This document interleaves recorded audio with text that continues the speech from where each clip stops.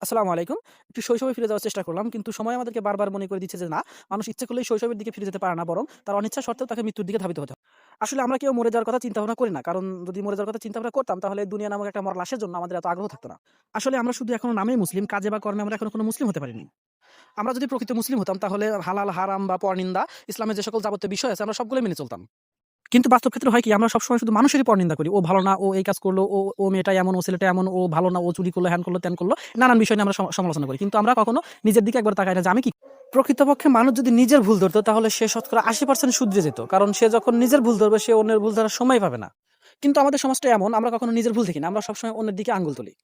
আসলে এই কথাগুলো বলার উদ্দেশ্য হচ্ছে যে আমাদের সমাজে এমন কিছু মানুষ আছে তারা মনে করে যে আমরা যেটা করি সেটাই ঠিক। আর অন্য মানুষ যেগুলো করে সম্পূর্ণ সেগুলো ভুল।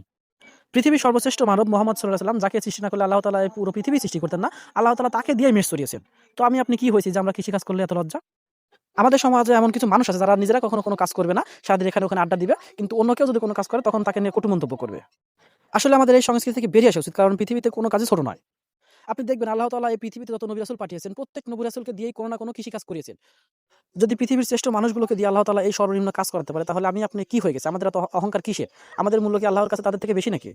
তাই আমাদের প্রত্যেককে এই বিকৃত চিন্তাভাবনা থেকে বেরিয়ে আসা উচিত। আমরা নিজেরা যদি কোনো কাজ না করি ভালো কথা। অন্য কেউ যদি কোনো কাজ করে তাকে আমাদের প্রত্যেকেরই উৎসাহ দেওয়া উচিত। তাকে নিয়ে কটু কথা বলা একদমই ঠিক। রাসূল সাল্লাল্লাহু আলাইহি ওয়াসাল্লাম বলেছেন যে, "তোমরা এক মুসলমান আরেক মুসলমানের ভাই।" যদি আমরা এক মুসলমান আরেক মুসলমানের ভাই হই, তাহলে আমরা কিভাবে এক ভাইয়ের নিন্দা আরেক ভাইয়ের কাছে করি?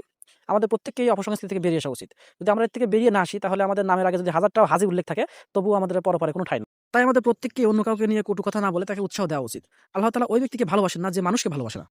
তাই আমাদেরকে আল্লাহ তাআলার সন্তুষ্টি পেতে হলে অবশ্যই আমাদের মানুষকে ভালোবাসতে হবে, মানুষকে সম্মান করতে হবে। অবশ্যই উত্তম ব্যবহার আল্লাহর কাছে অধিক প্রিয়। হ্যাঁ।